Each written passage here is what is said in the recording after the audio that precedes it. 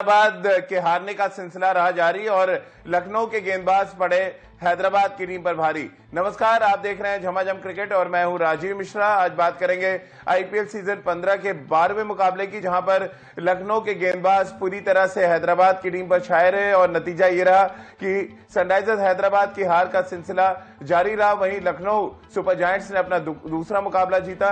इस जीत में कप्तान के राहुल का बड़ा योगदान था, जिन्होंने 68 रनों की पारी खेली और विषम परिस्थितियों में दीपक हुड्डा ने उनका अच्छा साथ निभाया। और पिछले 3 मैच अगर हम देखें आईपीएल सीजन 15 के, तो 3 में 2 अर्धशतक अभी तक दीपक हुड्डा लगा चुके हैं। ये वही दीपक हुड्डा है जो पिछले कई साल से स्ट्रगल कर रहे थे, लेकिन इस बार लखनऊ सुपर जायंट्स ने उनका सही तरीके से इस्तेमाल करना शुरू किया और नतीजा आप सबके सामने है कि जो भी जीत लखनऊ जायंट्स को मिली है उसमें दीपक हुड्डा का बड़ा इंपॉर्टेंट रोल रहा है। मैन ऑफ द मैच आवेश खान ने 4 विकेट लिए और उनका अच्छा साथ दिया जैसन होल्डर ने। और कुल मिलाकर एक कंबाइंड टीम एफर्ट, और जो टीम कागज पर मजबूत नजर आ रही यानी कि लखनऊ सुपर जायंट्स, उस मजबूती को वो मैदान पर भी ले जाने में कामयाब रहे। अब ऐसे में बड़ा सवाल यह भी है कि आखिर सनराइजर्स हैदराबाद की टीम में गलती क्या कुछ हो रही है? लगातार हार का सिलसिला हैदराबाद का कब टूटेगा और क्या कमजोर जो रणनीति बनाई गई मेगा ऑक्शन के दौरान, उस ऑक्शन में बहुत ढेर सारी कमियां नजर आई? इस पर भी आगे बातचीत करेंगे। और आज रॉयल मुकाबला है रॉयल चैलेंजर्स बेंगलुरु और राजस्थान रॉयल्स के बीच में। राजस्थान रॉयल्स जो पॉइंट्स टैली में टॉप कर चुकी है, लगातार 2 मैच टॉस हारने के बाद वो मैच जीते हैं। ये अपने आप में एक बड़ा संकेत देता है कि राजस्थान रॉयल्स अपने गेंदबाजों के दम पर, अपने ताकतवर बल्लेबाजी के दम पर इस बार आईपीएल सीजन 15 में बड़ी चुनौती पेश कर रहा है। अब इस चुनौती के सामने रॉयल चैलेंजर्स बेंगलुरु कैसे टिकती है, इस पर भी आगे बातचीत करेंगे। लेकिन सबसे पहले मैन ऑफ द मैच रहे आवेश खान की बातचीत आपको सुनवाते हैं। दीपक हुड्डा के साथ उनकी ये बातचीत है। दीपक हुड्डा ने बल्लेबाजी में रंग जमाया तो गेंदबाजी में आवेश खान ने तहलका मचाया। दोनों की बातचीत आपको सुनवाते हैं और उसके बाद इस चर्चा को आगे बढ़ाते हैं। आवेश खान को, जिन्होंने शानदार गेंदबाजी की और एक बड़ी बेट के तौर पर लखनऊ सुपर जायंट्स ने उन पर दांव लगाया था और तीसरे ही मैच में वो मैन ऑफ द मैच बन गए। शानदार गेंदबाजी की और एक ही ओवर में 2 बड़े इंपॉर्टेंट विकेट निकालकर उन्होंने मैच को पूरी तरह से लखनऊ सुपर जायंट्स के पक्ष में मोड़ दिया। यानी कि जिस तरह से निकोलस पूरन और समत को आउट किया, वो बड़ा इंपॉर्टेंट लम्हा था इस मैच में। और इसी वजह से लखनऊ सुपर जायंट्स 12 रनों से मैच जीतने में कामयाब रही और पॉइंट्स टैली में धीरे धीरे वो ऊपर की तरफ जा रहे हैं। यानी कि कागज पर जो मजबूती लखनऊ सुपर जायंट्स की नजर आ रही थी, वो मैदान पर उसको अमली जामा पहनाने में कामयाब रहे। हैदराबाद के सामने अपनी कई परेशानियां हैं, गेंदबाजी कमजोर नजर आ रही है।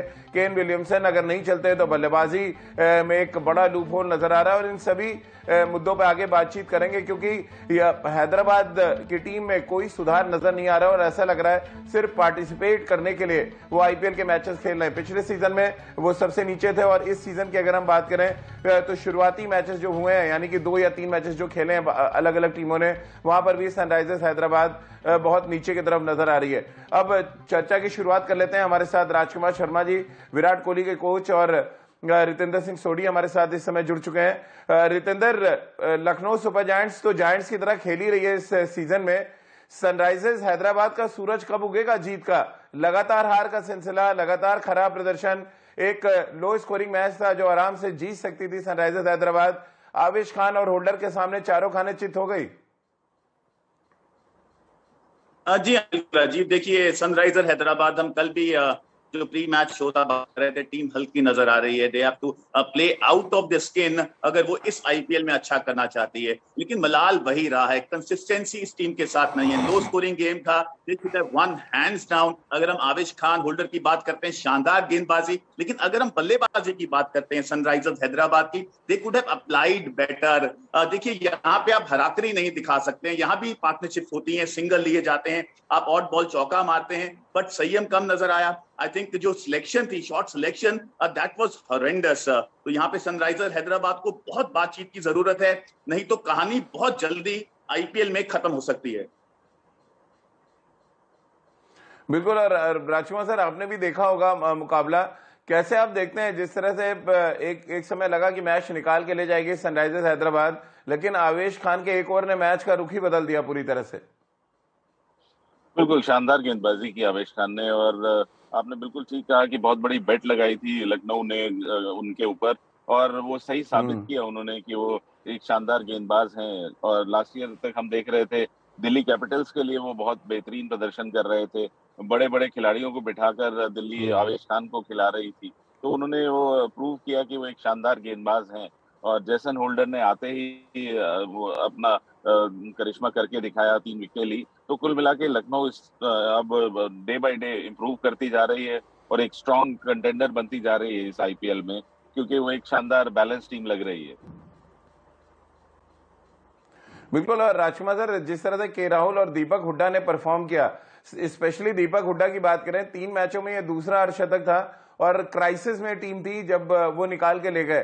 क्या भारतीय टीम में जगह पाने की वजह से आईपीएल में उनका प्रदर्शन सुधरा है? क्योंकि 15 से 21 तक जो वो उन्होंने क्रिकेट खेली, सिर्फ 3 अर्धशतक वो लगा पाए थे 6 सालों में, लेकिन इस साल उन्होंने 3 मैचों में ही 2 अर्धशतक लगा दिया।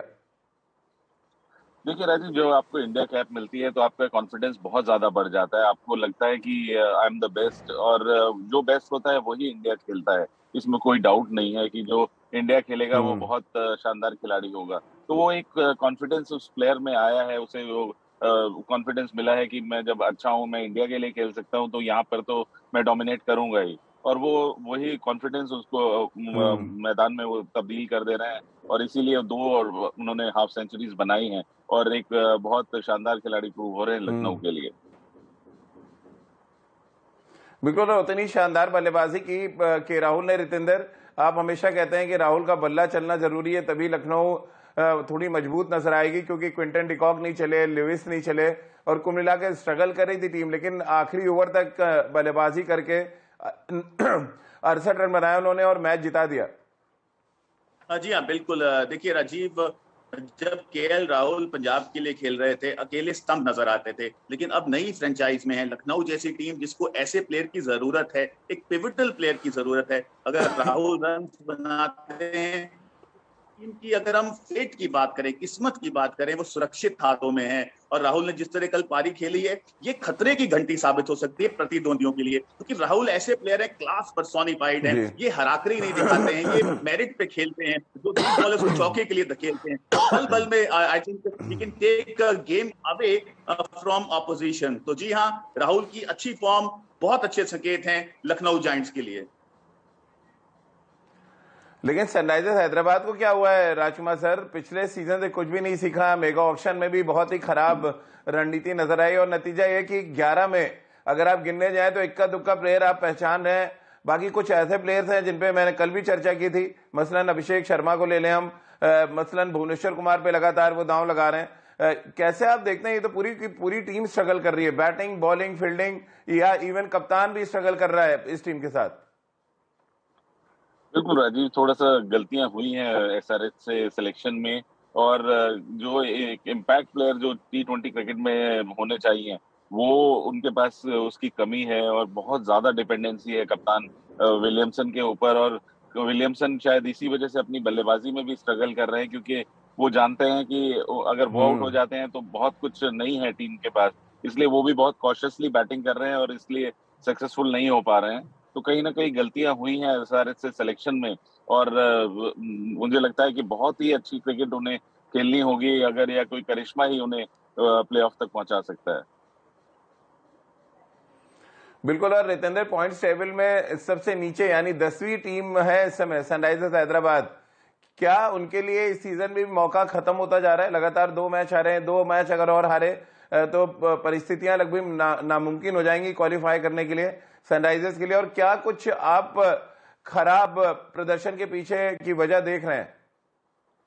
देखिए राजीव, यहाँ पे एक बात तो स्पष्ट है, राइटिंग ऑन द वॉल है, कि अगर आप इनिशियल जो पहले चरण है आईपीएल में वहां पे अच्छा नहीं करते हैं तो आपके लिए मुश्किलें पैदा होती हैं अगर हम प्लेऑफ्स की बात करते हैं। और हैदराबाद स्ट्रगल कर रही है। देखिए, टीम जब ऑक्शन में उठाई गई तब भी हम बात कर रहे थे राजीव अपने शोज में कि इस टीम में बैलेंस नहीं नजर आ रहा है, लेकिन अगर हम दिग्गज प्लेयर्स की बात करते हैं, they have to take the responsibility. आप लखनऊ की बात करें, उस टीम को अब केएल राहुल संभाल रहे हैं। गुजरात की बात करें, हार्दिक पांड्या शानदार परफॉर्मेंस दे रहे हैं। मयंक अग्रवाल अच्छा खेल रहे हैं, शिखर धवन अच्छा खेल रहे हैं पंजाब किंग्स के लिए, लेकिन हैदराबाद के लिए nobody is taking the responsibility और वहां उन्हें मुंह की खानी पड़ रही है। तो बहुत इंपॉर्टेंट है कि जो स्टाफ है हैदराबाद का वो बैठे, बातचीत करे अपने दिग्गज प्लेयर्स के साथ, आइकन प्लेयर्स के साथ। अगर वो कंधों पे रिस्पॉन्सिबिलिटी लेंगे तभी ही सनराइजर का, हैदराबाद का जो कारवां है वापस पटरी पे आ सकता है, नहीं तो ये टीम इस समय गड्ढे में जाती दिख रही है।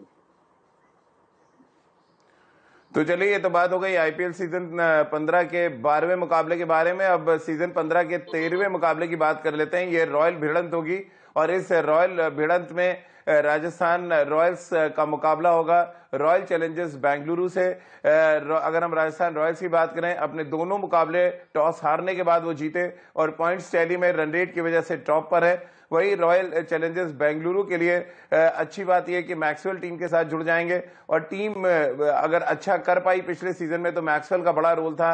अब क्या मैक्सवेल उसी फॉर्म को दोहरा पाएंगे, ये अपने आप में बड़ा सवाल है। और उससे भी बड़ा सवाल यह है कि विराट क्या इस सीजन में कोई बड़ा धमाल कर पाएंगे, क्योंकि लगातार आरसीबी बहुत डिपेंडेंट रहती है विराट कोहली और मैक्सवेल जैसे बल्लेबाजों पे। अब ये देखना बहुत दिलचस्प होगा। और साथ ही बॉलिंग थोड़ी जो वीक नजर आ रही है रॉयल चैलेंजर्स बेंगलुरु की, कोई अच्छा लेग स्पिनर उनके पास अगर हसरंगा के अलावा कोई नजर नहीं आ रहा है, यानी कि कोई अच्छा स्पिनर है नहीं टीम के साथ। ऐसे में क्या कुछ रणनीति होगी रॉयल चैलेंजर्स बेंगलुरु की, इस पे बात करेंगे।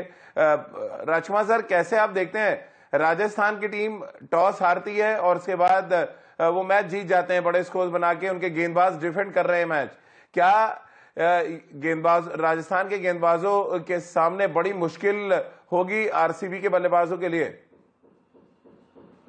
देखिए राजीव, एक बहुत शानदार मुकाबला है ये, और राजस्थान हमने देखा है कि बहुत ही स्ट्रांग टीम है। स्पेशली उनका बॉलिंग अगर देखिए, ट्रेंट बोल्ट और प्रसिद्ध कृष्णा है और साथ में चहल और अश्विन की जोड़ी, तो कुल मिला के एक बहुत ही मैं कहूँगा शायद सबसे स्ट्रांग बॉलिंग लाइनअप है राजस्थान के पास, और साथ साथ बहुत मजबूत बल्लेबाज भी हैं।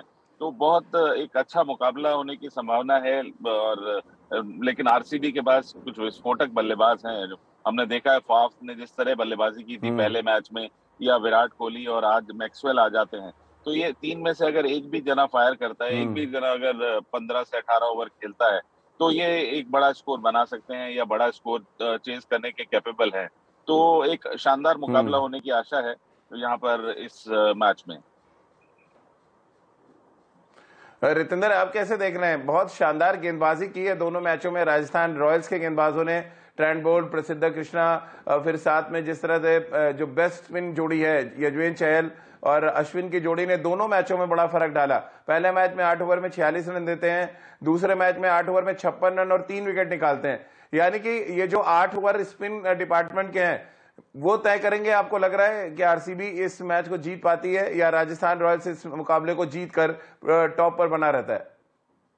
जी हाँ राजीव, आपने बिल्कुल सही कहा। आपने मेरे मुंह की अब बात छीन ली है, क्योंकि यहाँ पे जिस तरह स्पिन अटैक धावा बोल रहा है राजस्थान का, सराहनीय है। अश्विन, चहल ऐसे प्लेयर्स हैं जिनको उनकी फ्रेंचाइजीज ने छोड़ा है, रिटेन नहीं किया है, और क्या कमाल की गेंदबाजी कर रहे हैं। और वो 8 ओवर चारों खाने चित कर सकते हैं आरसीबी को। राजकुमार जी का अपना ओपिनियन है, वो कह रहे हैं कड़ा मुकाबला है, लेकिन जिस तरह बॉलिंग का अगर हम आकलन करते हैं जो रहा है यहाँ पे राजस्थान का, ये मैच मुझे वन साइडेड लग रहा है। अनलेस विराट कोहली आते हैं, एक बड़ा नॉक खेलते हैं, मैक्सवेल ब्लाइंडर खेलते हैं, तो फाइट होगी। लेकिन प्रसिद्ध कृष्णा, ट्रेंट बोल्ट, अश्विन, चहल का सामना करना आरसीबी बल्लेबाजों के द्वारा बिल्कुल आसान नहीं है।